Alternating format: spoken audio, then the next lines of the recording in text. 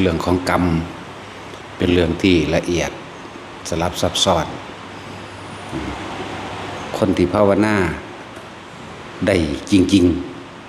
ๆว่างอารมณ์ในความพอใจและบ่พอใจออกได้จริงๆเด้มันจังสิเป็นของจริงได้ที่ถ้ามันยังมีความโลภติดอยู่ในใจอยู่นั่น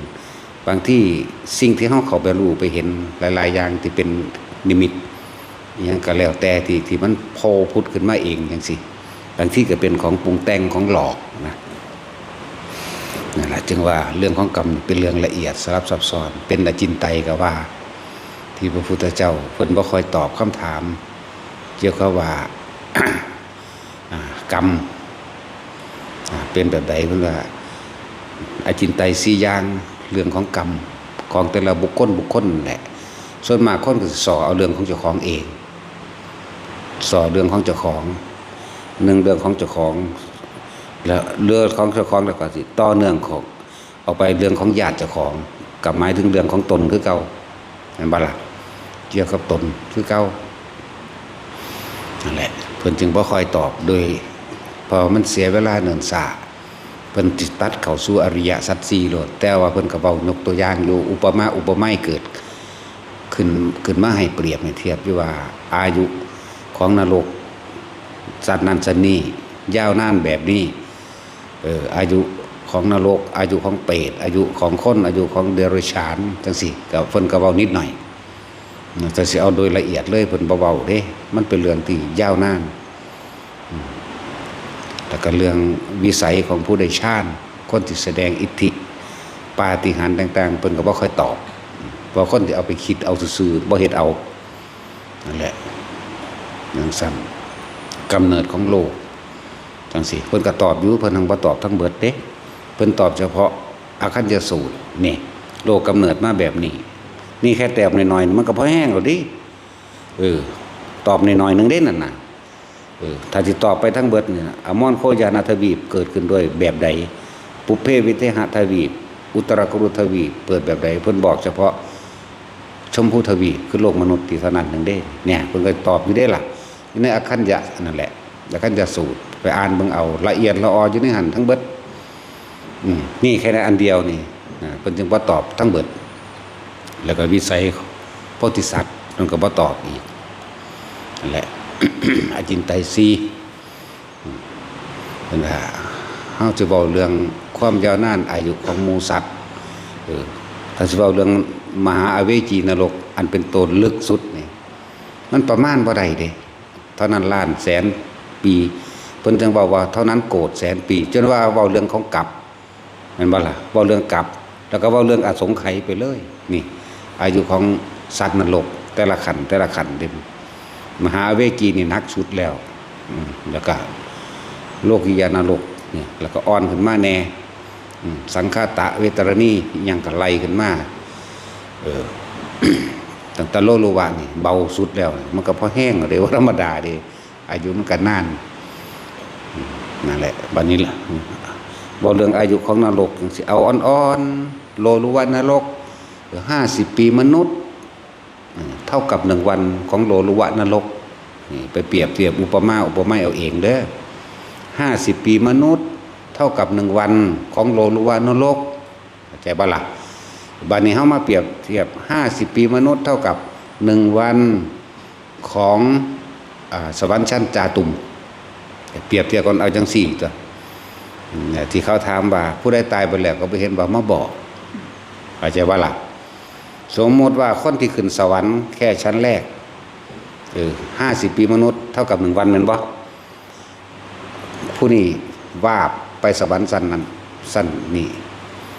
แค่มื้อนึงเขาอาจจะชมเล่นในบ้านของเขาเองหมายความว่ามื้อนึงเขานี่แหมแต่ว่ามัน50 ปีมนุษย์แล้วนี่แหมเขาเล่นในวิมานของเขาเองเขาเล่นน้ำบ้านน้ำเฮือนเขาบอกง่ายๆเนาะ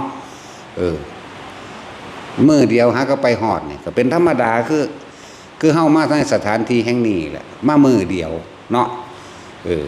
มามื้อเดียวก็จากเบิ่งนั่นจากเห็นนี่ในสถานที่หัวมาตาดเข่งนี่ก็จากเห็นสถานที่นั่นนี่เขาเจ้าอยู่กันจังใดน้อเบิ่งอันนั้นเบิ่งอันนี้ไป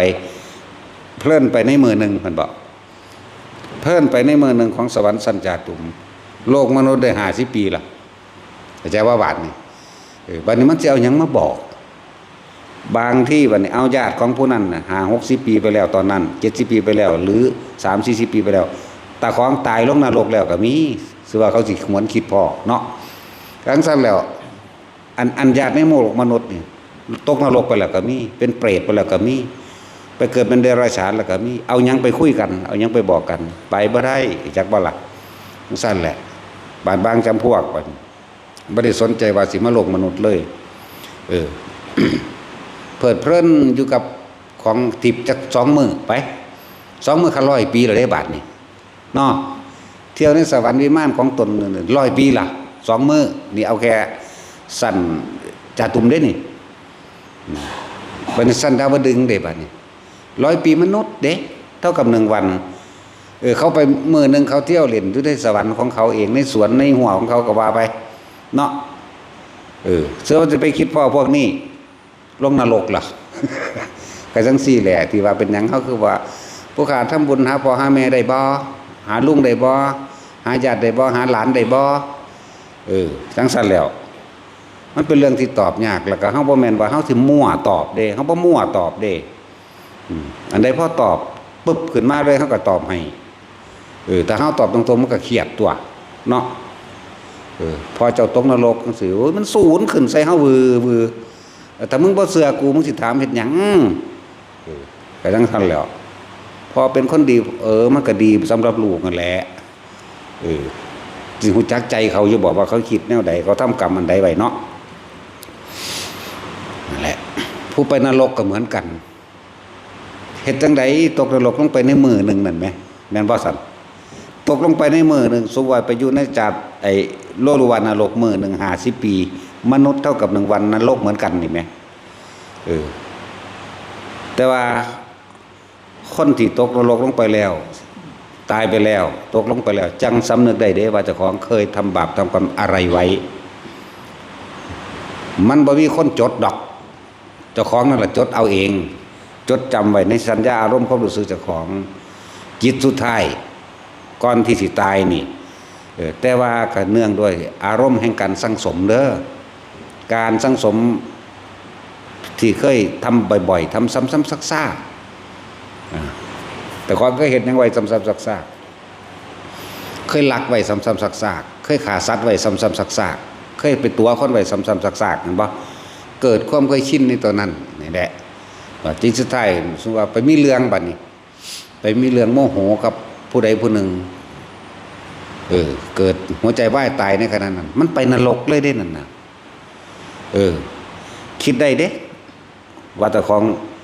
เคยเห็นนั่นเคยเห็นนี่ไว้ตอนอยู่นรกแล้วมันสายไปแล้วบาดนี่สิขึ้นมาบอกญาติเข้าใจบ่นี่สิขึ้นมาบอกญาติว่าให้ญาติทำบุญอันนั้นนี่ให้ในเด้อนี่จังชีวิตจังสิพ้นนรก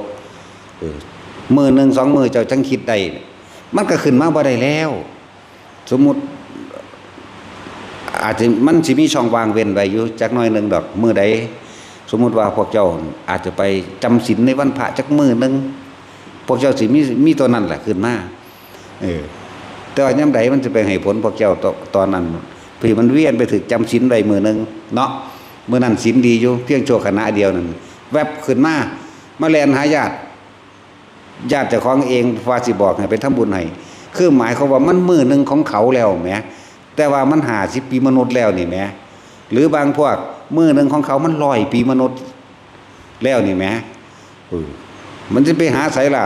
บางพวกก็ลงมาเวกีนักก็เจ้าของอีกบางพวกอยู่ในเปรตบางพวกก็อยู่ตามขั้นตามตอนของมันเองจังซี่สิไปบอกไผแม่นบ่ล่ะจังซั่นแหละที่ว่าเป็นหยังเฮาคือบ่ค่อยตอบได้พระพุทธเจ้าก็ยังบ่ตอบภาษาเฮาจังซั่นแล้วแม่นรู้อยู่ก็บ่ตอบได้เดี๋ยวนี้พุทธเจ้าเพิ่นก็รู้แต่เพิ่นบ่ตอบ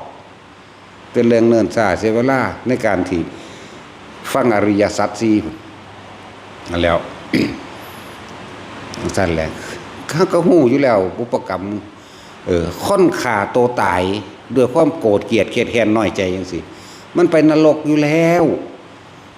ไปทำบุญหาแนวใดมันก็บ่ได้ เ แม่นว่าสั่นคนผูกข้อตายมันก็ไปนรกอยู่แล้วมันเครียดมันจึงผูกข้อตายมันจึงยิ่งตัวตายแม่นบ่ล่ะคับแค้นใจหาทางออกบ่ได้ใส่หนี้บ่เบิดน้อยอกน้อยใจพ่อแม่น้อยใจหมู่พวกหรือน้อยใจผัวเมียจังสิฆ่าตัวตายประชดแม่นบ่ล่ะจังใดมันสิไปได้แบ่งสั่นตัวบัดนี้นรกของพวกนั้นมันบ่แม่นเด้สมมุติว่า1กับเท่ากับ1วัน1กับเท่ากับ1วันของอันโลกิยานรกจังสิแหม1กับแหมคนอยู่ในนี่มันนับอายุบ่ได้แล้วเด้นี่จักบ่ล่ะจังซั่นล่ะสิไปเรียนหาไสจะไปคิดพ่อเท่าใดแนวจังซั่นนั่นแหละอันนี้เปรียบให้ฟังซื่อเด้อเรื่องของกรรมมันเป็นเรื่องที่ละเอียดละออมากๆเป็นเรื่องที่เฮาก็บ่ได้มั่วเด้เฮามาเว้าอยู่เดี๋ยวนี้ก็เด้เฮาบ่ได้มั่วเด้แต่สิเว้าเรื่องอันเวทนีนรกนี่มีอายุเท่าไหร่ตะกี้เขาเอิ้นกระสอบเป็นขารีจังซี่เอาอันเม็ดในบางงานยัดใส่ในกระสอบ100 ปีทิ่มใส่เม็ดนึงจนบ่เต็มกระสอบนั่นแหละเอิ้นว่าอายุของนรกหลุมนั้นแน่มื้อนึงแหมมื้อนึงของนรกหลุมนั้นแต่ว่ามันเท่าใดล้านปีในมนุษย์แล้วนี่มันสิเอาหยังมาว่ากันนี่แหละที่เพิ่นบ่ตอบมันเป็นเรื่องที่หนักเป็นเรื่องที่ต้องใส่ความละเอียดแล้วเพิ่นก็บ่ตัวเป็น3บาทนี่เนาะบอกคำใดเป็นคำนั้นเด้พระพุทธเจ้าเป็นผู้มีสัจจะเด้เป็นคนบอกจริงนั่นแล้วบัดสมมุติว่าพวกบัดนี้คืออายุของอันหมู่พรหมโลกนั่นแหละปริสัชชาพรหมปริสัชชาเนาะอายุ1กับ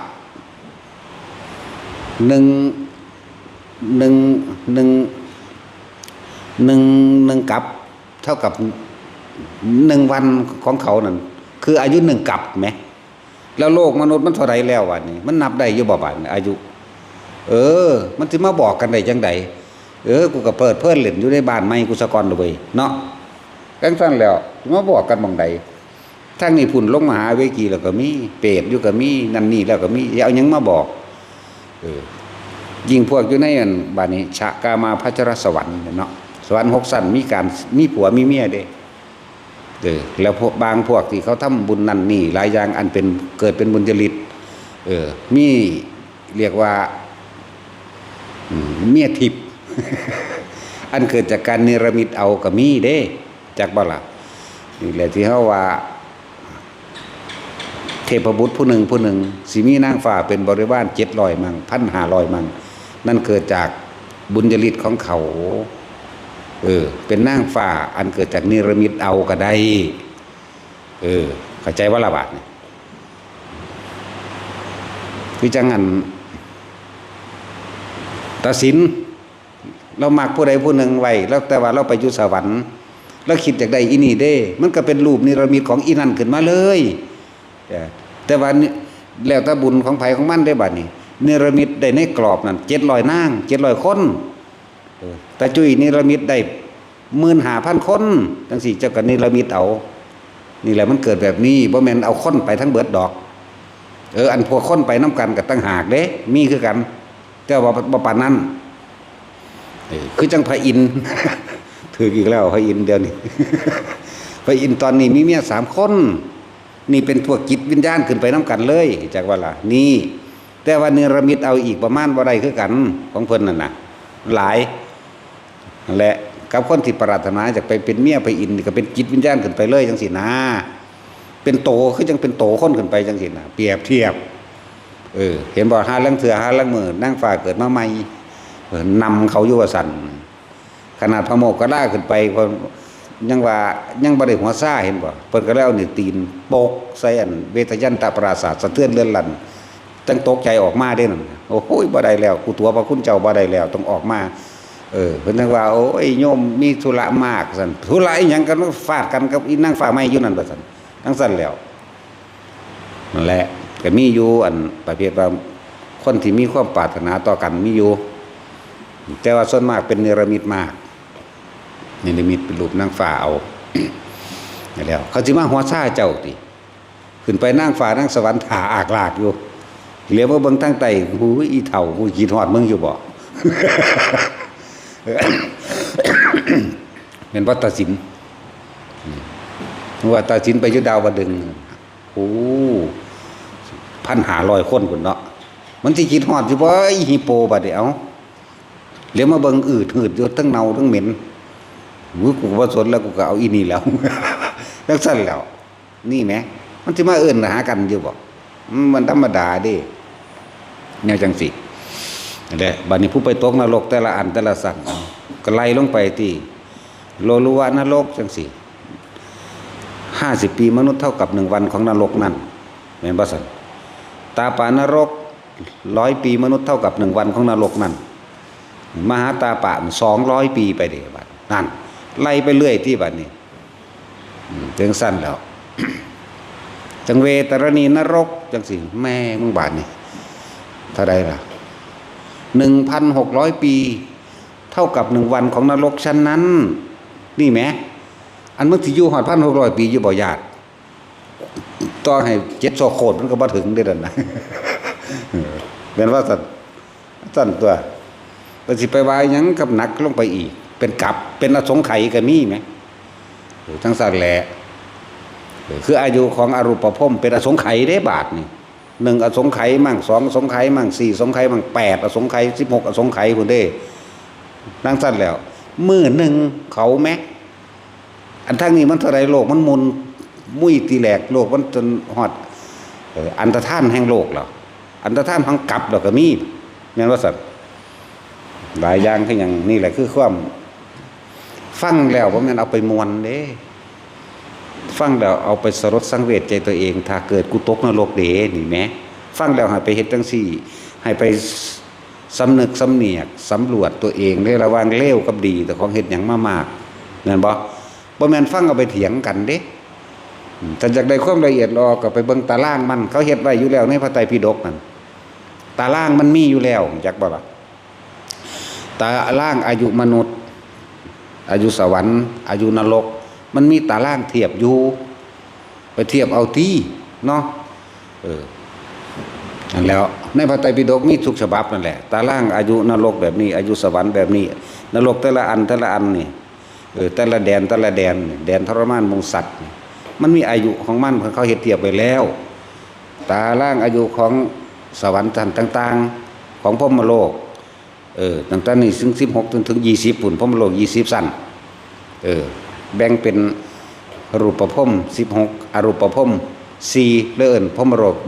20เทวดา6ภูมิเทวดาลูกะเทวดาก็ต่างหากนี่เห็นบ่นี่จังสั้นแล้วนี่มนุษย์เปรียบเทียบอีหยังที่อายุสั้นคือให้มีอายุ7 วันเนาะมันก็ถือว่ามันยืนคักเอาเด้นั่นบัดนี้เพิ่นมาเทียบใส่คนไว้โดยประมาณ100 ปีหรือ80 ปีจังซี่แน่มัน7 มื้อตายแม่นบ่คนมันเท่าไรปีแน่ก็จังซั่นล่ะก็เทียบเอาจังซี่ล่ะเว้ยมันยืนหรือมันบ่ยืนก็ดีมันก็ว่ามันยืนเด้ให้ยุ่งจังซี่นะแต่ว่ามันยืนบัดนี้ในเดือนหนึ่งของเฮามันจะชีวิตของให้แล้วแม่นว่าซั่นเพราะว่ามันส่วนมัน7 ชีวิตแล้วบ่แม่นบ่ล่ะนะ2 อาทิตย์4 อาทิตย์นั่น4 อาทิตย์มัน7มัน4 ชีวิตแล้วนั่นเดือนหนึ่ง4 ชีวิตมันแล้วเด้นั่นนี่เฮาหาก็เดือนหนึ่งแม่นบ่มันตายไป4 ศาสตร์แล้วเฮา2 เดือนมันตายไป8 ศาสตร์แต่จังซั่นตัวฝึกพวกเข้าแหละบัดนี้พวกขึ้นไปสวรรค์บัดนี้จนตายจากศาสตร์แล้วมันสวรรค์สิคิดพอกันอยู่สวรรค์มันเป็นจังซั่นเด้มันม่วนเด้อมีแต่นั่งฝากงามๆไปของเนรมิตเอาแหมมันก็เฮาอยากได้อันผู้นั้นผู้นี้ก็เกิดขึ้นรถเด้เกิดขึ้นจากบุญญาฤทธิ์ของเฮาเองนั่นแหละบอกแต่แนวมันนั่นเป็นแต่ไปหลายสวรรค์เนาะแต่ว่าอย่าลืมว่าเมื่อมันเบิดอายุมันก็ลงมาเกิดใหม่เด้ส่วนมากหมู่เทพเทวดาทั้งหลายพรหมทั้งหลาย ที่บ่ได้เกิดที่บ่มีที่บ่ได้ยินฟังธรรมของพระพุทธเจ้าที่บ่มีสัตย์ธรรมของพระพุทธเจ้าเมื่อหมดอายุแล้วตกนรกหลายที่สุดจักบ่ล่ะลงสู่อบายภูมิเด้หลายที่สุดเด้สมัยแต่เก่าก่อนบ่คำสอนของพระพุทธเจ้าหรือธรรมะบ่ทันได้เกิดนั่นบ่เขาได้เป็นเทพเทวดาอินทร์พรหมบ่ได้เป็นคือกันนั่นแหละแต่ว่ามันบ่ประกอบด้วยปัญญาบ่ประกอบด้วยธรรมะปัญญาบ่ประกอบด้วยอริยสัจสี่บ่มีคำสอนบ่ฮู้จักคำว่าอนิจจังทุกขังอนัตตาเขาก็ทำบุญทำทานคือกันเขาไปนึกถึงท่านเคยซอยเหลือคนซอยเหลือสัตว์ซอยเหลือนั่นนี่ปุ๊บจิตสุดท้ายตายไปก็ขึ้นสวรรค์เมื่อไปขึ้นสวรรค์แล้วก็เพิ่นในเมืองสวรรค์เขาเด้บัดนี้นางฟ้าเนรมิตได้บัดนี้มันก็เกิดขึ้นมาเองนํมันรอไว้แล้วเข้าใจบ่นี่มันเกิดขึ้นมาเองที่แต่ของนึกนำเด้นั่นแหละ คือของแล้วก็เพลิดเพลินกับตัวนั้นไปเลยเด้นะแล้วก็บ่ได้คิดได้ว่าเจ้าของสิตายจากเทวดาเราลงมาเกิดใหม่จากบ่ล่ะต้นคดอาจจะไปดีแต่ว่าแบบโลกในเบื้องต้นของชีวิตอาจจะทำบาปทำกรรมอันใดที่บ่ดีฆ่าสัตว์ตัดชีวิตลักทรัพย์ปล้นจี้ฆ่ามาแต่ว่าสุดท้ายมาแล้วก็มาซอยเหลือคนในระหว่าง 2-3 ปีสุดท้ายที่สิตายนี่แหมไปนึกถึงความดีเจ้าของที่เคยสึกกลับไปเป็นเทวดาไปอันใดที่เอิ้นว่าเทวดาที่เป็นมิจฉาเทวดาพาลมีบ่มีเหมือนคนเดี๋ยวนี้คนพาลก็มีคนที่เป็นมิจฉาทิฏฐิก็มีคนเป็นสัมมาทิฏฐิก็มีเนาะเทวดาพาลก็มีเทวดาดีก็มีอย่างสั้น เหมือนคนเดี๋ยวนี้แหละพวกเขาก็เกิดมาแต่บ่เคยได้ยินฟังธรรมเคยคิดถึงว่าเจ้าของสิตายแบบสลดสดหูในเจ้าของเคยบ่ตั้งแต่เขาเกิดมานี่ไหมขนาดฟังอยู่มันยังบ่ได้ถึงพริกถึงขิงได้เดี๋ยวนี้ซ่อมเบิ่งอยู่เดี๋ยวนี้แม่นว่าล่ะมันยังไปดีด่ายังอยู่เด้โอ้ยยังไปอ้อๆยังกันอยู่ แม่นว่าสัตว์ยังหันพวกวิบากคักอีหาพวกกันปากเซเวมันนี่เนี่ยมันเฮ็ดจังไสมันแปลว่าจังไดจังสิปัญญาอ่อนเอ้ยเตเสะอยู่ไปก็เลยตั้งข้อโตตั้งปากหอยอีหานกูกวันหมาพันธุ์เสื้อเขียวมี2ตัวผิดบูกับเสื้อเขียวมันแปลว่าจังไดอันจังสิกูก็คือหงึดแต่มันเฮ็ดหยังเอ้ยนั่นแหละเคยคิดพ่ออยู่บ่ว่าเจ้าของสิตายสลดวืบวาบเข้ามาจนเหงื่อตกยางออกหมดเลยบ่ธรรมดาเด้เวลามันเป็นตัวมันตัดตายได้มันธรรมดาเด้แล้วเป็นซ้ำๆซากๆจนว่ามันบ่จนว่ามันเลยย่านตายไปแล้วพุ่นเด้มันเป็นที่แรก 2-3 เทื่อนี่มันบ่ธรรมดาเด้3คณะ4คณะพุ่นเด้ตั้งแต่มันเป็นแบบนี้เป็นแบบยอมรับความตายแบบสิโลลาภแล้วก็เหนือตายขึ้นไปได้แล้วนะจักบ่ล่ะนั่นแล้วจังว่าถามแต่ละคนนั่นน่ะแต่ของตัวเองน่ะเคยคิดถึงความตายอยู่บ่คิดถึงแต่ความอยากได้เนาะตั้งแต่ตื่นขึ้นมีแต่คิดหาแนวสิได้อย่างเดียวบ่ได้คิดถึงหม่องว่าตายแล้วกูสิไปจังใดเป็นจังใดหรือชีวิตหลังความตายจะเป็นจังใดอีกไม่รู้เนาะนี่แหละมันเพลิดเพลินทั้งสั้นแล้ว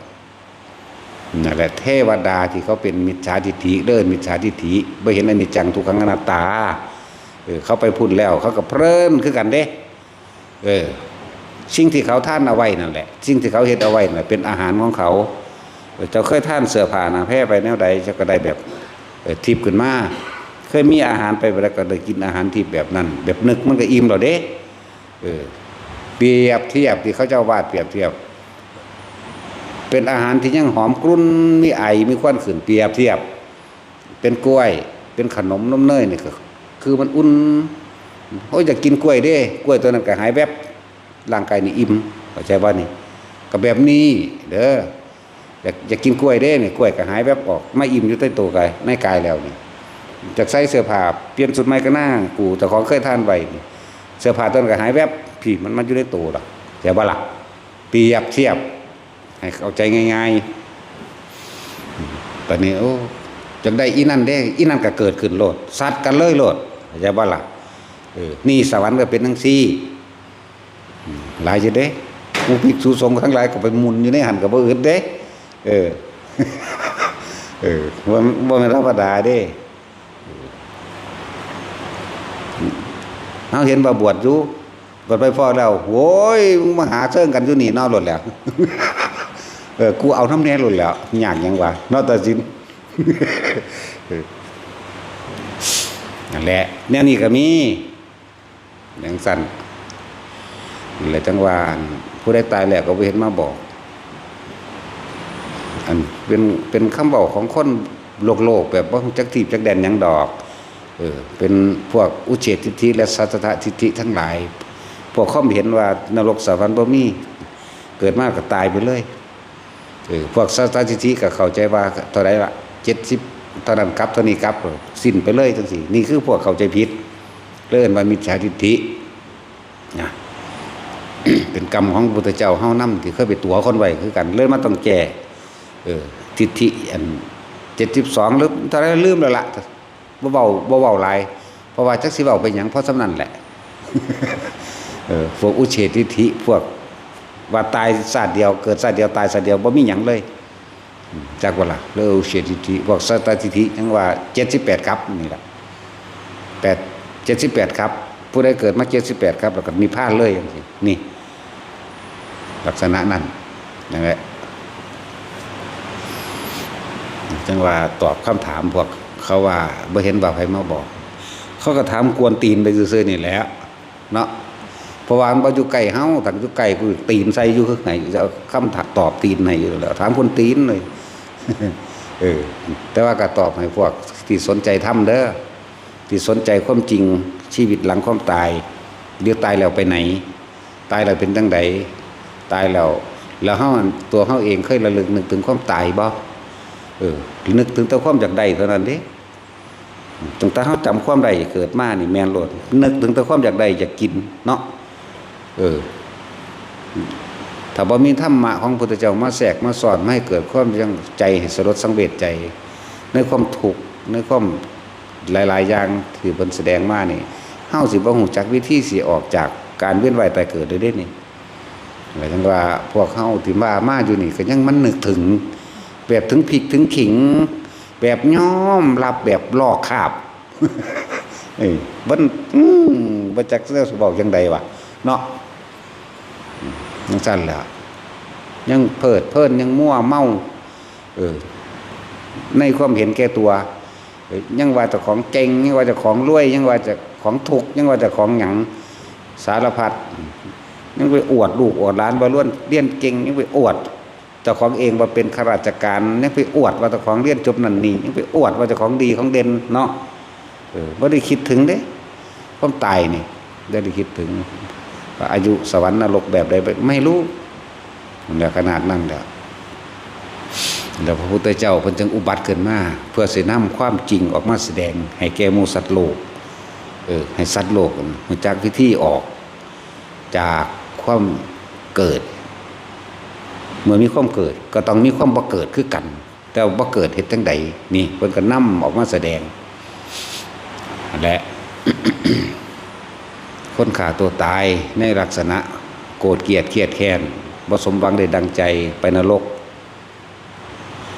อายุของนรกเบิดแล้วเนี่ยสวรรค์นรกหลุมนี้อายุ1อสงไขยกรรมอันอื่นเจ้าว่าท่านได้สิ้นไปเจ้าก็มาเป็นเปรตตามความโลภของเจ้าเด้ออายุของเปรตนี่สิ้นไปก็มาเป็นชนิดเบามาเป็นชนิดสุดท้ายต้องอาศัยอาหารพวกเปรตที่ว่านักๆมาบ่ได้กินหยังเลยเด้แต่ว่าเปรตชนิดอันปรัชตุชีวีเปรตเนี่ยยังพอได้กินบ้างบ่ได้กินบ้างอาศัยการอุทิศของญาติบางประเภทบ่มีญาติอุทิศให้เลยยกตัวอย่างเช่นเปรตญาติพระเจ้าพิมพิสารเข้าใจว่าล่ะตอนเปรตญาติพระเจ้าพิมพิสารนั้นที่แรกบ่ได้เป็นเปรตเด้เป็นสัตว์นรกก่อน บักนานๆเลยเด้มันบ่แม่นแต่สมัยพระพุทธเจ้ากะกุสันโธเด้อ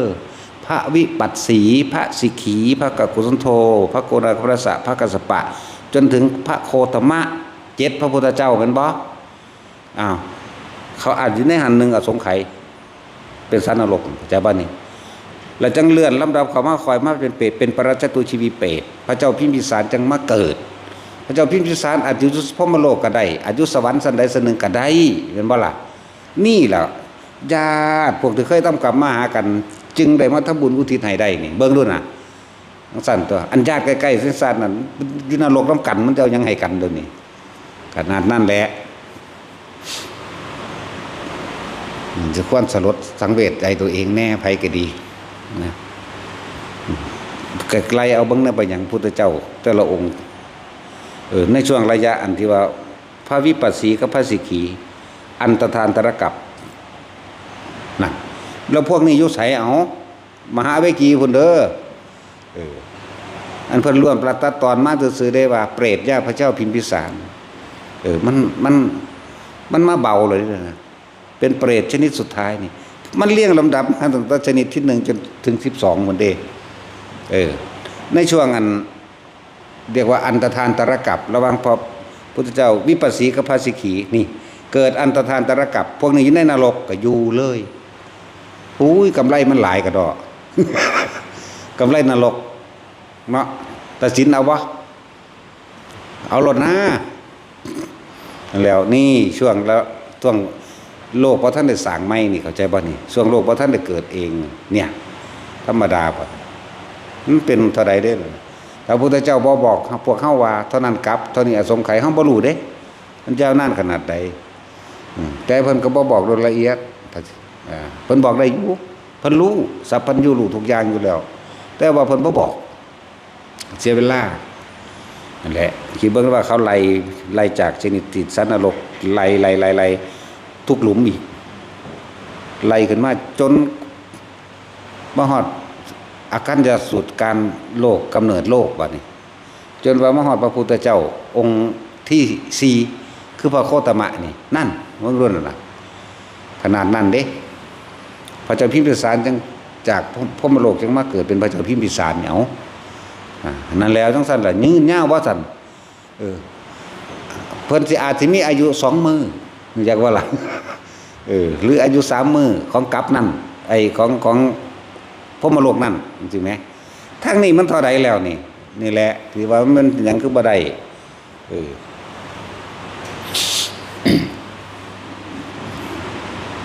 7 พระองค์7 พุทธเจ้าโอ้ยพระวิปัสสีพระสิกขีพระกกุสันโธพระโกณาสพระกัสสปะพระโคตมะโอ้6 พระพุทธเจ้า6 พระพุทธเจ้าพ้นแล้วพ้นไปไสไปเป็นเทวดาเดี๋ยวนี้ก็เป็นเทวดาอยู่นั่นแหละสมน้ำหน้าเห็นบ่นี่ เดี๋ยวนี้ก็เป็นเด้เดี๋ยวนี้เขาก็เป็นอยู่นั่นแหละเดี๋ยวนี้ก็ด่าเขาเดี๋ยวนี้แล้วมันก็หูจักว่าเขาด่ามันเศร้าแล้วนี่แท้เดี๋ยวพวกเขามาคิดเตอบอกเข้าเด้อแต่พวกเขาตกไปจังซี่เป็นจังไดทุกคนมันมีโอกาสอยู่แล้วเดี๋ยวนี้ขณะนี้ทุกคนมีโอกาสเปลี่ยนแปลงตัวเองได้อดีตเป็นดวงที่ผ่านมาแล้วเขาบ่ต้องไปสนใจกับมันก็ได้อนาคตบ่ทันได้ถึงแต่เฮาบ่คิดถึงอดีตอนาคตก็บ่เกิดเป็นหยังเฮาคือบ่รู้อยู่กับปัจจุบันเนาะนี่เด้เอามองนี่มึงได้บัดนี้นั่นแหละบอกเรื่องเพิ่นเขาเจ้าก็บ่ค่อยเทศดอกนั่นจังซี่มันเป็นเรื่องที่ละเอียดละออมันก็ยกนำขึ้นมาเป็นตัวอย่างแน่นิดๆหน่อยๆเทียบให้ฟัง อายุของอรูปภพมันเป็นอสงไขยอายุของภพมันเป็นกัปซะก่อน1 กัป2 กัป4 กัป8 กัปไล่ขึ้นไปเท่าโตตัวบัดนี่แม่นบ่ล่ะไล่ไปเท่าโตได้บัดนี่4 กัป8 กัปละ16 32ไปเลยเด้คุณแหละจนฮอดอนาคามีถ้าผู้ใดได้อนาคามีเราบ่มีปัญหาดอกมึงสิยาวเท่าใดก็สร้างกูบ่มาเกิดอยู่แล้วจังซั่นไล่ไปที่สัน12 13 14 15 16เดี๋ยวอนาคามีหาไหมในสุทธาวาส5 ชั้นที่อยู่ของสัตว์ทั้งหลายผู้จะถึงซึ่งความบริสุทธิ์แต่ยังไม่ถึงความบริสุทธิ์แต่ผ ผู้จะเข้าถึงความบริสุทธิ์เรียกว่าสุทธา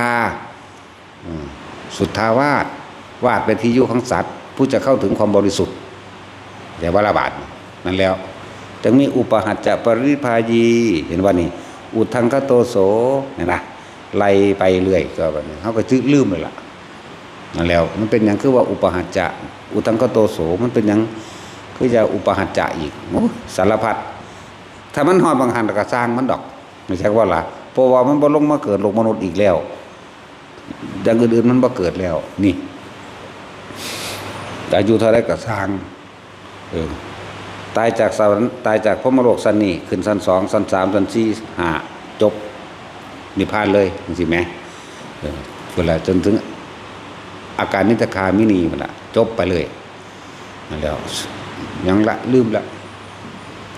สุทัสสาทุทัสสีอาการนิตกายยังว่าไปนั่นแหละลืมแล้วละมีแต่หลักการผลเขาเลยลืม มันเป็นเรื่องของหลักการ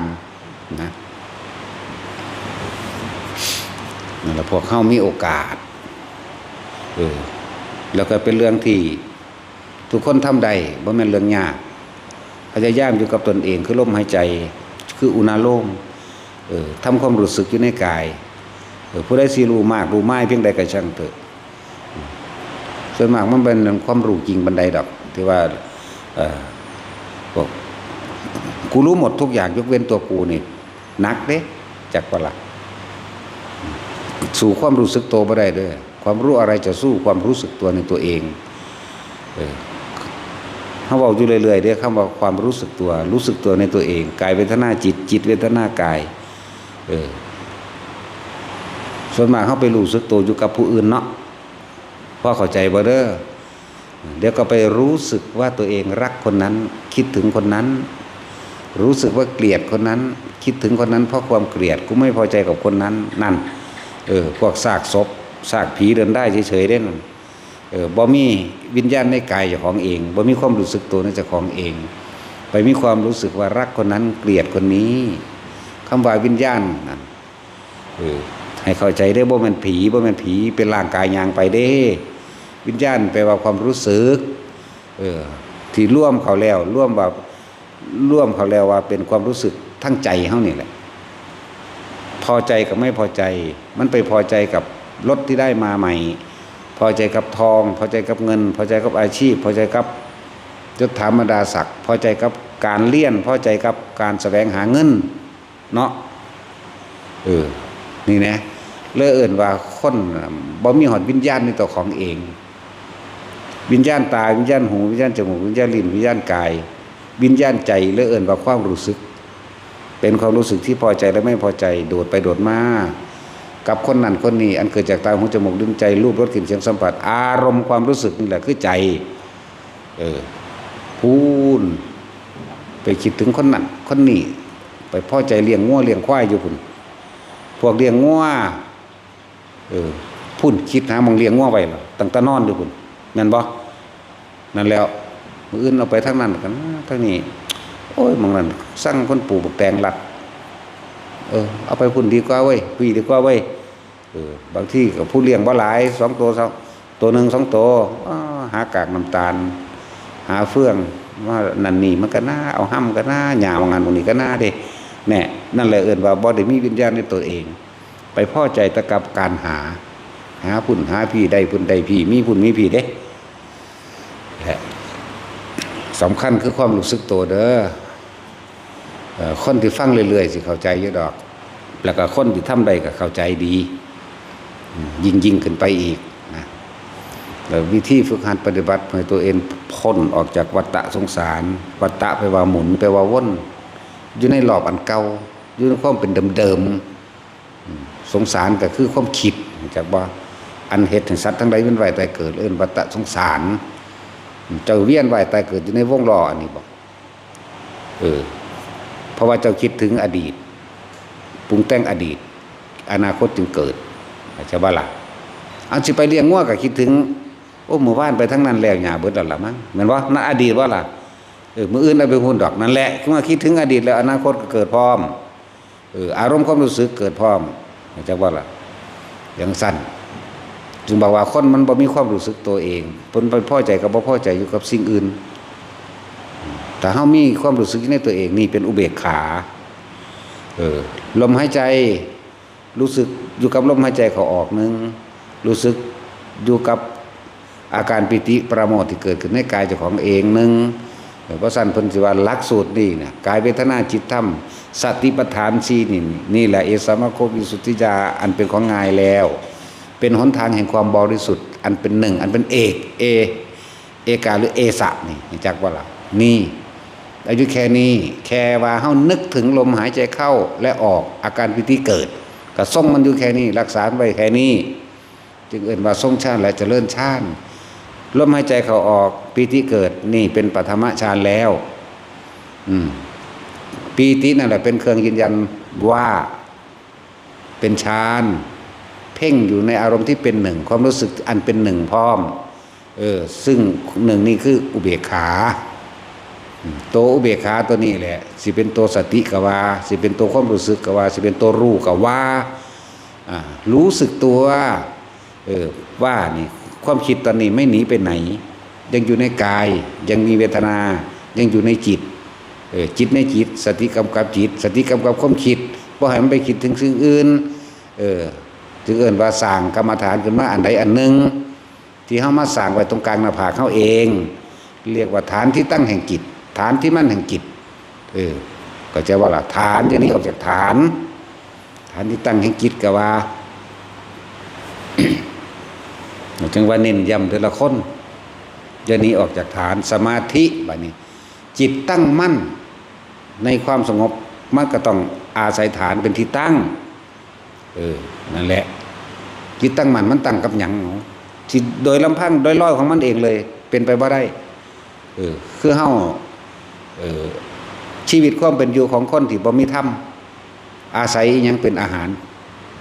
ความอยากเห็นบ่อาหารใจของเขาไหมอาหารใจของเขาอยากได้นั่นอยากได้นี่คิดปรุงแต่งไปหมุนวนอยู่เนาะแต่ว่าคนที่ฝึกกรรมฐานแล้วนี่อาหารใจของเขาต้องเป็นอาการปิตินี่เฮาให้เลือกตั้งแต่เฮาเกิดมานี่มีแต่ความอยากได้อันนั้นแหละเป็นเครื่องอยู่ของใจเขาอันนั้นแหละเป็นอาหารของใจเขาที่เขาสังสมมาเรื่อยอยากได้นั่นอยากได้นี่แสวงหาไปหาไปในการพบพ่อหมู่ในการคุยกับหมู่ย่อมมีอารมณ์พอใจมั่งบ่พอใจมั่งแม่นบ่ล่ะนั่นแหละเป็นอาหารของเขาคืออารมณ์ความรู้สึกที่พอใจมั่งไม่พอใจมั่งโกรธมั่งเกลียดมั่งรักมั่งคิดถึงมั่งเป็นห่วงมั่งกังวลมั่งนั่นแหละคืออาหารของหมูสัตว์ผู้มีความโลภแต่อันนี้กษัตริย์เหมือนกันเพียงแต่ว่ามันยังเป็นหนึ่งเป็นผู้มีจิตหนึ่งเพ่งอยู่ในความรู้สึกที่เป็นหนึ่งนั่นแหละคือรู้สึกโตเพื่อหยังเพื่อที่จับความจิตเจ้าของบ่ให้มันหนีจากกายอย่าหนีจากกายเวทนาจิตต้องอยู่ในเวทนากายเวทนาจิตเนี่ยจึงบอกว่าให้ทำความรู้สึกตัวอยู่แค่นี้แหละอยู่นวงอยู่กลางหน้าผากเฮาโลดถ้าความรู้สึกนี่หายแสดงว่าไปอยู่กับผู้อื่นแล้วไปมีความรู้สึกกับผู้อื่นแล้วเด้อพุ่นพอใจมั่งบ่พอใจมั่งกับผู้อื่นบุคคลสัตว์สิ่งของแม้กระทั่งดินฟ้าอากาศโมโหให้ดินมันแข็งขุดมักจกบ่เข้าศูนย์ให้มันนั่นแหละไปเอาความรู้สึกไปโมโหบ่พอใจดินโมโหให้ฟ้ามันแดดโพดมันร้อนโพดโมโหให้ลมโมโหให้ร้อนโมโหให้หนาวแม่ว่าล่ะนั่นแหละไปเอาความรู้สึกไปเอาวิญญาณไปหันเบิดแล้วไปรองรับเอาสิ่งเหล่านั้นมาเป็นอาหารกริงคลาวาหารนี่ยังก็ว่าไปในภาษาเพิ่นเนาะมันเป็นบาลีเขาบอกจากเว้าคำนี้จังซี่มันจะเอาแปรเถียงกันฟาดมันความรู้สึกใส่กันโลดแม่นบ่ซั่นเคยศูนย์บ่ห่วยผู้ใดก็เคยมีตัวแนวจังซั่นเนาะเป็นหยังจังศูนย์โอ้ยมันเฮ็ดบ่ถูกใจมันเป็นน้ำมันอีนั่นขัดกูอีนี่ขัดกูแน่มันจะมีการคิดว่าขัดเพื่อนั่นมันบ่ได้ตามที่ตัวเองอยากได้แบบเป็นว่าล่ะและมันสนองตัณหาตัวเองเมื่อว่าได้ตามที่ตัวเองอยากขณะได้ตามตัวเองอยากแล้วมันก็ยังอยากต่อไปอีกไหมเนาะสั่นแล้วอะไรจังหวะเฮาเน้นลมหายใจหนึ่ง ลมหายใจเป็นหนทางเดินแล้วก็เอาอุณาโลมเอาปีติปราโมทย์ตัวนี้เป็นเครื่องอยู่ซะให้อยู่ในกายเวทนาในเวทนาคือเวทนาอันเป็นอุเบกขานี่แหละมันต้องเป็นในเวทนาใดนอกนั้นมันมีแต่นอกเวทนาเบิดนอกรักคนนั้นเกลียดคนนี้นั่นแหละนอกเลยเอิ้นว่าพวกบ่มีวิญญาณของนี้ในตัวเองปากมันก็ยังกินข้าวงำแงบอยู่นี่เนาะตักนั่นกินตักนี่กินจักอยู่จำปนจำแก้วขัวหนูหูจักโดยสัญญาแต่ว่าความรู้สึกอยู่นำผู้อื่นนั่นบ่ล่ะคือจังเฮานอนนั่นแหละนอนห่มผ้ารับตามิดอิงติงแต่ว่าความคิดอยู่นำผู้อื่นเบิดเนาะเดี๋ยวก็คิดฮอดอีนั่นอีนี่เดี๋ยวก็สั่งอีนี่บักนั่นคือหั่นน่ะทั้งซั่นแล้วนั่นแหละก็เลยเห็นว่าคนบ่มีฮอดวิญญาณอยู่ในตัวเองบ่มีความรู้สึกตัวในตัวเองวิญญาณก็เลยวิญญาณไปเกิดความก่อความรังเกียจแล้วก็ก่อความรักอยู่ทางอื่นแต่เฮามีความรู้สึกในตัวเองนั่นน่ะมันจึงจะจับความคิดเจ้าของได้บัดจิตเป็นผู้คิดผู้นึกผู้ปรุงผู้แต่งแสวงหาเมื่อมันนึกคิดปรุงแต่งแสวงหาล่ะวิญญาณก็รับรู้ความรู้สึกพอใจหรือไม่พอใจนั้นพบได้เกิดขึ้นแล้วนั่นเป็นทั้งสั้นว่าแต่จิตมโนวิญญาณก็ว่าไปเมื่อกี้นี่แหละ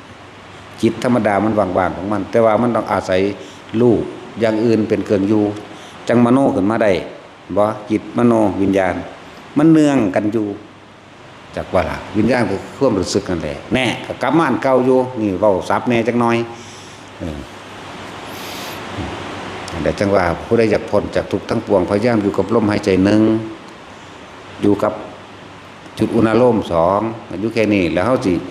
มันสิลึกล้ำเข้าไปเห็นสิ่งทั้งหลายทั้งปวงเป็นแค่ความเกิดและความดับสิ่งใดเกิดสิ่งนั้นดับมันสิเคยเห็นนึงดอกว่าจิตมันเป็นผู้คิดผู้นึกปรุงแต่งต่อไปนั่นมันกัน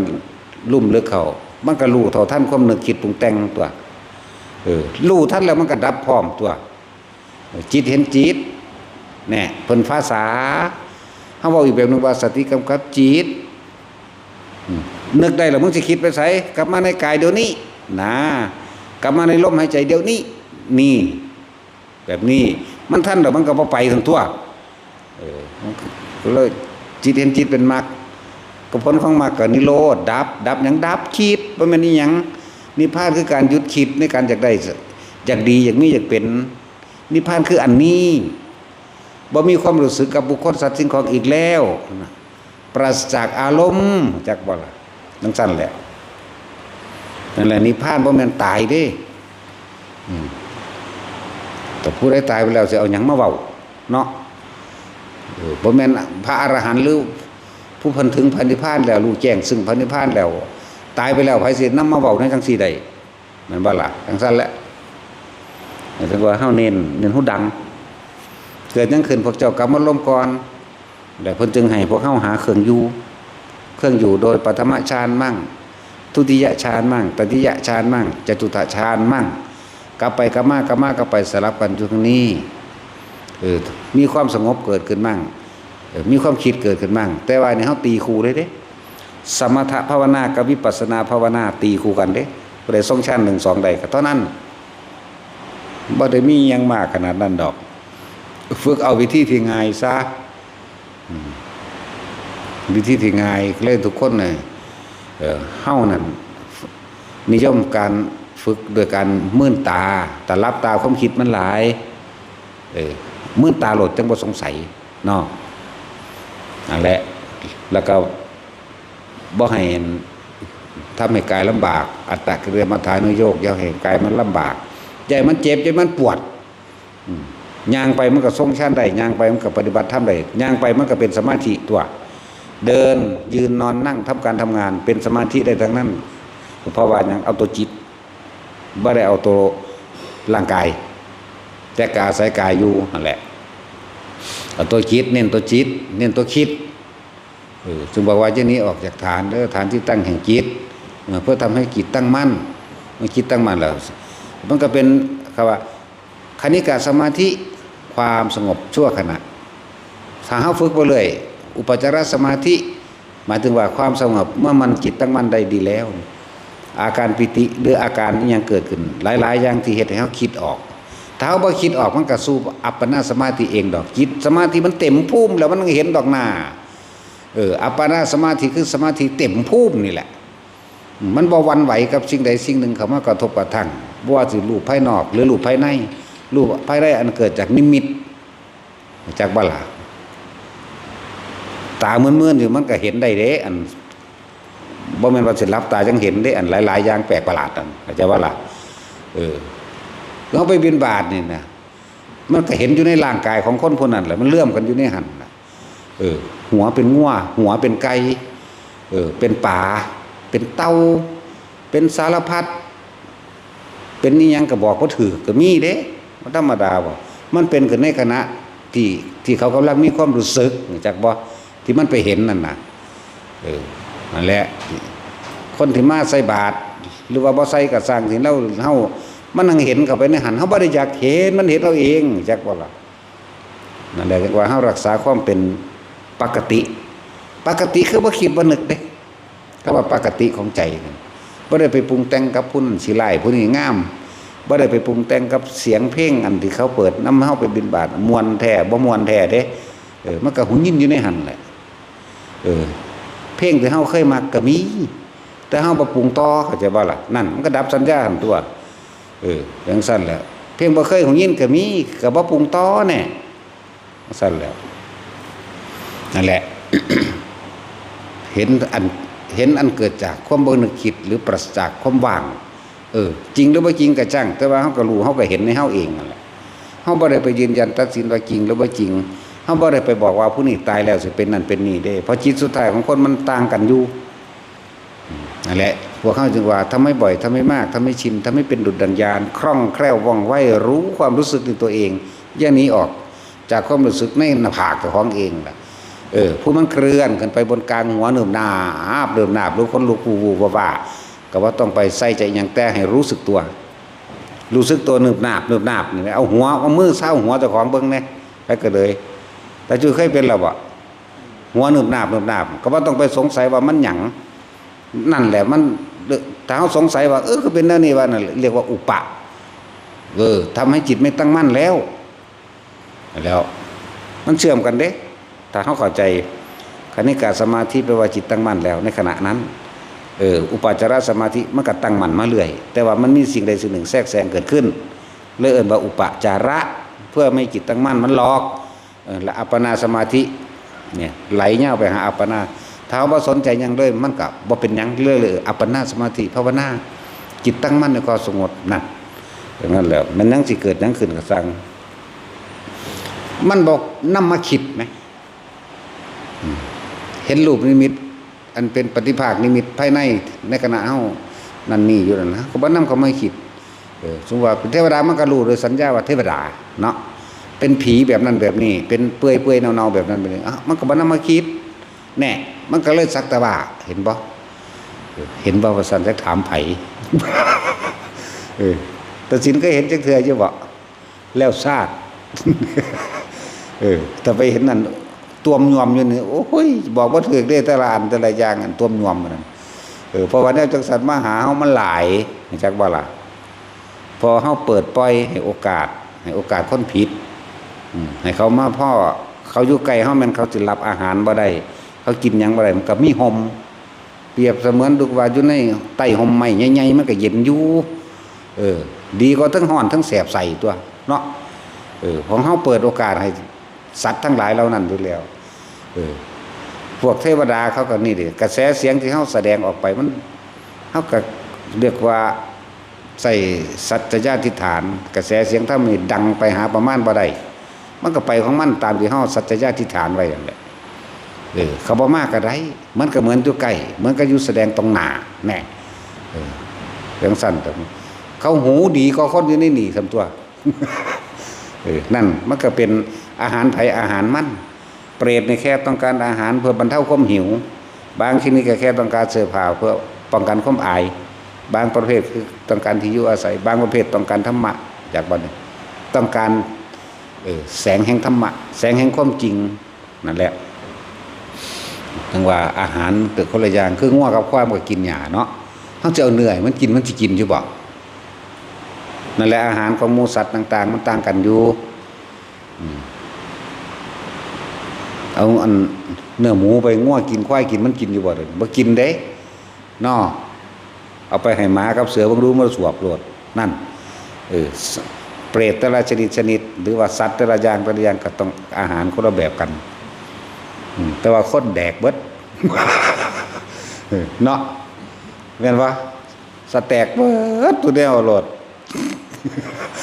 แม่นว่าล่ะกินผู้อื่นมาเป็นเนื้อหนังเจ้าของเองดีใจภูมิใจหลายนะมันตัดสินกินเราแล้วก็เอาเป็ดตาเฮาว่านั่นแหละบ่จักว่าเขาสิเก็บหาบยันเป็ดเทพอันนี้อำเป็ดสั่นด้วยนั่นแหละอย่าลืมว่ามันบ่แม่นของใส่เบิดเด้คำว่ากรรมที่เฮาเฮ็ดมาจักว่า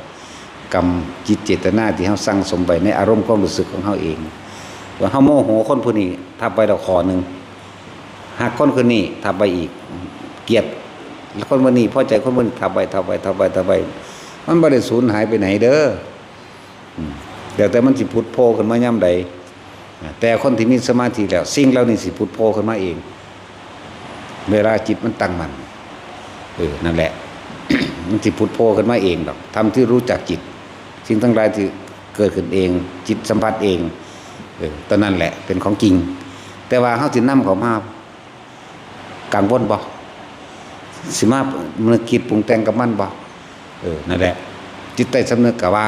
ที่มันพุทธขึ้นมาใต้สำนึกคือมันคิดบ่ถึงแต่ว่าความสงบเกิดขึ้นมันก็ขึ้นมาเองจากบ่ล่ะมันเข้าแล้วบ่ได้คิดเด้มันก็เป็นเฮ้อนั่นนะแล้วก็มันคิดไว้ตั้งแต่เท่าไรสงไขแล้วก็ได้เอาพุทธะเว้าไปฮอดพุทธแล้วมันจังกบเบิดบ่แม่นของมื้อนี้มื้ออื่นมื้อบ่แม่นของมื้อวานมันเยอะแยะมากมายมันเกิดมาเท่าใดสงไขแล้วมันบ่แค่นี้เด่นที่เพิ่นนับว่าสิเพิ่นเริ่มตั้งบำเพ็ญบารมีเพิ่นเริ่มนับอสงไขยได้กันทั้งสั่นแต่ว่าก่อนหน้านั้นที่บ่ทันได้เป็นหยังนั่นแหมมันพอแห้งเล่นน่ะคือพระพุทธเจ้าเฮาว่าสิอสงไขยแสนมหากัปจังซี่เนาะเพิ่นเอิ้นว่านี่เพิ่นมานับเอาใหม่ว่ากรรมหาต้นบ่ได้หาปลายบ่มีตัณหาก็เหมือนกันหาต้นบ่ได้หาปลายบ่มีหาที่สุดบ่ได้เพิ่นก็เลยมานับเอาใหม่นี่ว่าได้รับพุทธธรรมนายนี่จากสมเด็จพระสัมมาสัมพุทธเจ้าพระทีปังกรเลื่อนสี่อสงไขยแล้วก็ยังมีกำไรอีกเป็นดาวก็ยังได้กำไรเนาะแต่สินกำไรถูกเห็นบ่แสนมหากัปว่าซั่นเอ้ยธรรมดาบ่ก็นี่บัดนี้เพิ่นยืดไปอีกในขณะที่เคยนึกอยากเป็นสมัยที่เกิดเป็นนางสุทธิดาวิสุทธิดานั่นน่ะเป็นน้องพระพุทธเจ้าพระปุราณทีปังกรพุ่นนั่นแหละคือนึกอยากเป็นผู้ยิ่งซ้ำรวบแล้วเป็น40อสงไขยเนี่ยครับตอนมาเป็นอีกนี่เพิ่นไล่ไปเห็นบ่นี่แล้วก่อนหน้านั้นเด้เป็นหยังบัดนี้อุ้ยจังสิเป็นขี้ไก่เดือนเป็นกุ้งเป็นปูทั้งใดเด้เป็นหอยเป็นปลาเค็งปลาช่อนหรือทั้งใดได้ล่ะนั่นแล้วนั่นแหละมันยาวขนาดนั้นยังสิยาวไกลเท่ากับอดีตเนาะเพิ่นก็เลยว่าหาต้นบ่ได้หาปลายบ่มีแซ่บพอโคดมเฮาได้นี่ที่ว่าสั่นสุดแล้วเด้นี่สี่สุดก็สงไขยนึกอยู่ในใจได้นั่นน่ะตอนเป็นนางวิสุทธิดาอีหยังนั่นน่ะต่อมาเริ่มออกปากนี่มาออกปากกับพระพุทธเจ้าอีกองค์นึงได้บัดนี้ตัดข้อตะของตั้งออกปากว่าจะเป็นพุทธเจ้านี่เราก็เริ่มทำแบบออกปากเนี่ยนึกในใจเท่านี้สงไขยกล่าววาจาด้วยความกล่าวว่าจะเป็นเท่านี้อสงไขยได้รับพุทธธรรมนายเท่านี้อสงไขยอุ้ยเพราะว่ามันศูนย์คือยังนี่เราคนมาเว้าอันให้หมู่พระสงฆ์องค์แก้วสื่อทำคำสอนคือพวกไรพวกกรมป่าไม้พวกป่าไม้มันจะเป็นศัตรูกับพระเนาะสัมพ่อไปหาเกิดเป็นแมงบงหานน้ำปลาไม้แน่ไปเกิดเป็นแมงบงขนน้ำปลาไม้แน่นั่นแหละมันหาไล่พระลงจากป่าหวงไว้ขายให้เจ้านายมันเป็นบริษัทรู้สึกว่าพวกกันป่าไม้นี่มันบริเหตุหยังดอกความจริง มาเห็นยังโคตรพ่อโคตรแม่มึงนี่เนาะหาไรพาออกจากป่าได้คนพาเฮานี่แหละ ที่มาเว้าให้ฟังอยู่เดี๋ยวนี้ก็เลยแต่เฮาไปตะกี้ก็ไล่คือกันเด้แต่เฮาไปผู้เดียวเฮาจังลบลี้เอาถ้าพวกนั้นวกเวกไว้ล่ะไปล่ะกูถอนกดตาเฝ้าหนีโลดหนีลี้ไปเลยโลดหนีเข้าไปมองลึกๆจังซั่นแล้วเฮาก็เป็นแต่เฮาก็ไปผู้เดียวถ้าไปเป็นกลุ่มเป็นหมู่มันถอนยากตัวเขาก็ไล่มันเฮ็ดเป็นคือของเล่นนี่เด้พวกโคตรสารเลวมันนี่โคตรพ่อโคตรแม่มันนี่เอาแส่ตีเอาก็มีเด้เฮ็ดเล่นเฮ็ดหัวไปเลยเด้โอ้ยว่าเมื่อแล้วกูอยากสีกหนังหัวมันออกแต่ว่าบ่ให้มันตายจะเอาเกลือท่าไว้ถ้ามันสิตายแดกเข้าลงไปในปากกอกน้ำลงคักๆรู้สึกว่าเขาเห็นปลาใหม่อยู่ไสสิเป็นศัตรูกับเฮาแล้วเดี๋ยวนี้เห็นอยู่ไสก็สร้างตีแม่มึงโดดเด้อไผก็เลย แต่มันยังตีพลาดก็จังซั่นแล้วมึงเข้ามาตรวจกูโลดบาดพอเห็นอันใดก็เฮ็ดโลดเฮา ตายแมงคือกันเบิดน่ะไผก็เลย โอ้บอกมันขึ้นอย่างแห้งแล้วบาด มื้อนี้มาขี่รถผ่านบ้านเฮาจนควักมือเอาลงมาให้มึงมาตรวจใหม่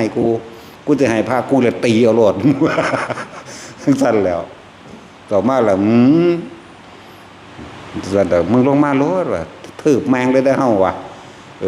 จังได้เขาก็ว่าพระบ่ดีแล้วก็เฮ็ดมันถูกใจเขาโลดเนาะจังซั่นตัวรู้สึกว่าเป็นศัตรูไปแล้วเดี๋ยวนี้ทำทานนี่แลกป่าไม้อนุรักษ์โคตรพ่อมึงบอกเวลาสูไปตัดขายมึงไปที่เท่าไหร่รถสุ่งเป็นลอยๆพันๆรถสุ่งเนาะโคตรพ่อโคตรแม่ไว้ปลูกไว้บ่ศูนย์แล้ว อะไรพาเขาลงจากป่าไหมธรรมดานั่นแล้วกรรมมันบ่สูญหายไปไหนดอกมันก็ไปหาสูคือเก่านั่นแหละแต่สูบ่พ้นนะสูได้รับเบิดแต่บ่ต้องงงดอกในสุดท้ายดอกมันตกมาหาเวกีแล้วมันก็ไล่ขึ้นมาเวลามันเป็นสัตว์เดรัจฉานเป็นสัตว์ที่หนีบ่ได้แม่งบ่งให้สัตว์เลื้อยคลานแม่งใหม่จักบ่แม่งใหม่ตัวน้อยตัวใหญ่มีหลายแบบเห็นบ่เวลาไฟไหม้ป่าก็ไหม้มันน่ะจักบ่ล่ะเวลาไฟไหม้ป่าบึ้มมาจังซี่หรือพวกตะกะแตนจังซี่หนีบ่เป็นมดดำมดแดงปลวกต่างๆที่อยู่ในหนีลงดินบ่ได้ไหม้เด้นั่นแหละอุ้ยไหม้หัวมันพวกกลมปลาไหม้พวกปลาไหม้ มึงเป็นศัตรูกับกูแล้วล่ะมึงเข้ามานี่โลกูถึงเมียนแมงเลยเตรียมอาวุธปืนระเบิดไว้รถเฮา มาเลยยิงแมงเลยจักมันจัดจ้างมาหาแมงอย่างรัฐบาลรัฐแบนนี่ก็เลยเนาะ เอามาไว้จัดสรรหาไม้ขายที่มีแมงอย่างว่าชาวบ้านเขาไปตัดมาเห็ดเงื่อนต้นสองต้นโอ้ยผิดกฎหมายยังหนักกฎหมายหรือกฎหมาเนาะคนเขียนขึ้นติลบเอาได้ตัวภาษาคนเขียนขึ้นเนาะนั่นแหละแต่ว่าจังได้กระสร้างนี้บ่พ้นกฎแห่งกรรมดอกเด้อให้มึงอยู่เหนือโลดเหนือกฎหมายแต่ว่ามึงอยู่ใต้กฎแห่งกรรมอยู่แล้วจะคิดว่าตัวเองอยู่เหนือกฎหมายแต่สุดท้ายอยู่ใต้กฎแห่งกรรมผู้ใดเป็นป้าใหม่มานี่ตีแม่งโลดเนาะไฟป่ากะตี ปัญหากินป้าใหม่คือกันล่ะผมอย่าให้มาได้บุตรเอาผ้ากูตีเอาโลดเด้ เพราะนั้นแล้วเป็นศัตรูกันคักแล้วเด้ตอนนี้แต่สมัยเฮาก็เจออยู่นะบ่มีคุณธรรมอีหยังดอกคิดไปเฮ็ดเป็นเล่นเรื่องเล่นเรื่องหัวไปแล้วเอาแสไปตีเขาทำทาเฮ็ดตึบๆตับๆจังซั่นแล้วอันใดเป็นศัตรูแล้วเดี๋ยวนี้ผ่านบ่ได้เดินเมี่ยงจักบ่อย่าให้มันมามันบ่หักลูกหักเมียมันมึงมาโลด พวกเขามันบ่มีเดี๋ยวได้แนวจังสันเนาะจังสั่นแหละมันจะสร้างหลายก็เลย แต่ตำรวจดีอยู่ เดี๋ยวนี้ยอมตำรวจแล้วเด้ดีอยู่เวลาไปบิณฑบาตนั่นนี่ก็เบิกรถให้ตำรวจในเมืองนี่แหละดีสุคนอยู่แต่ว่าฟ้าใหม่บ่ดี วิจักว่าล่ะก็ดีตัวเขาก็เห็นอยู่แม่เนาะไปบิณฑบาตเขาก็อารักขาเบิกรถให้บางหันมื้อนี้เด้ ตำรวจเมืองอำนาจดีอยู่แต่ว่าป่าไม้อำนาจนี่บ่ดี ให้จักว่าล่ะถ้ามันมาบางใดก็สร้างเริ่มเมียนแมงโลดเห็นบ่คือจังเขาเอาไม้มาถวายมาทานมาสร้างวัดสร้างว่ามันมาอายัดไว้จักได้เงินเฮาแหมไปตีราคา700,000กว่าโลดโหยนั่นแล้วมาเอาแหมมามึงสิลงรถได้บ่มึงสิมีจักหน่วยเด้อนี่พระกูก็80แล้วอยู่นี่เบียนแม่เบิดโลดมึงไปเอิ้นกันมาก็เราขึ้นว่ะเนาะ วัดชาวบ้านเขาไป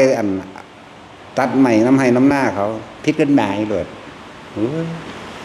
ไม่มีประโยชน์เนาะนั่นเดี๋ยวจังสั่นแล้วอีใดบักใดก็สร้างเด้อมันสิยศใหญ่บันไดไม่มีกฎหมายใดห้ามตายจากบ่ล่ะบ่มีกฎหมายใดออกป้องกันพวกนั้นพวกนี้ตายได้เด้ตายเสมอกันเนาะมาเอาอีกแล้วกูสูญกันมาอีกแล้วซื้อปืนในพระผู้ละองค์ผู้ละกระบอกใช่บ่หรือพระตัดสินพระได้ยิ่งแม่งโดนเท่าสั่นแล้วเราเล่นเราตลกแต่ขาคนนี่ตลกนี่สั่นแล้วเดี๋ยวพวกเฮาสมควรสลดใจเห็นว่าเขามารังแกเฮาอยู่ตลอดเฮาถูกทำลายมาบ่ต่ำกว่า30เทื่อบัดเฮาฟ้องขึ้นเทื่อเดียวใช้สื่ออันทำร้ายเขาซั่นทำร้ายแม่มึงบ่กูหาก็เฮ็ดขึ้นเทื่อเดียวนึงบ่แม่นกูซ้ำจังซั่นแล้วมันบ่แม่นชีวิตพวกเฮามันบ่ได้มาคุกคีกับพวกเฮามันบ่จักหยังมันสิเว้าได้ก็เว้าแต่ว่าเวลาก็ได้ที่มันมาบุกลูกเฮาเมียนมาแบบไรก็บุกลูกโลดให้จักบ่ล่ะคือสั่นแหละป่าไม้นี่บ่ให้เข้าเลยมาแบบไรก็สร้างแต่ฝ่ายใดมาก็สร้างเมียนจักว่าล่ะเป็นไว้ทหารนี่ดีทหารนี่ดีขนาดทหารกับตำรวจเด้อพวกนี้จังเป็นพวกปกปักประชาชนถ้าป่าไม้พวกหายกินลักกินน้ำผู้อื่นซื่อดอกว่าประกาศแม่จังซี่ล่ะสิสอนแม่ยังภาษาคนซื่อเนาะนั่นแหละระบายเขาเรียกระบาย ระบายสีตัดสินกับว่ามือหักมืองอแล้วก็ยิงปืนได้อยู่ตัวเนาะ ก็สิดึกระเบิดว่าเป็นบ่ตอนนี้เนาะ ว่าแต่ยังเกี่ยวกับพวกป่าไม้นั่นเมียนแมงหลดเฮา ไฟฟ้ากระซางตีกันหนเงื่อนหลดหน้า จะสั่นแล้วมันเป็นว่าจักอันใดเป็นโทษเป็นประโยชน์ว่าจักอันใดเป็นว่าเขาสั่งอย่างเนาะสั่นแล้วว่าคือว่านั่นแหละไม่ผู้ใดมาหูดีน้ำเฮาดอกจังบอกว่าแต่ละคนเขาบ่ฮู้จักดอกว่าอันใดเป็นความดีอันใดเป็นประโยชน์อันใดเป็นโทษอันใดเป็นธรรมอันใดเป็นทางออกจากทุกข์เพราะว่าเขาคิดแต่ละเมื่อแต่ละวันเขาคิดหาได้อย่างเดียวเด้เอาแต่ได้เห็นแก่ตัวอย่างเดียวเด้เลี้ยงลูกเลี้ยงเมียอย่างเดียวแต่เป็นผู้ชายผู้ยิ่งก็คือกันเลี้ยงผัวเลี้ยงลูกอย่างเดียวบ่ได้ว่าสิเอื้อเฟื้อเพื่อแผ่กับไผดอกฉะนั้นพวกใดที่มีคิดเลวคิดซ่านนั่นน่ะบ่บาปจะลด พวกทหารเด้อพวกทหารจะย่านบาปหลายเมียนแม่มโลดเฮามันมีตาย่าแผ่นดินป้องกันตนไว้อยู่นี่เป็นกฎแห่งกรรมธรรมดา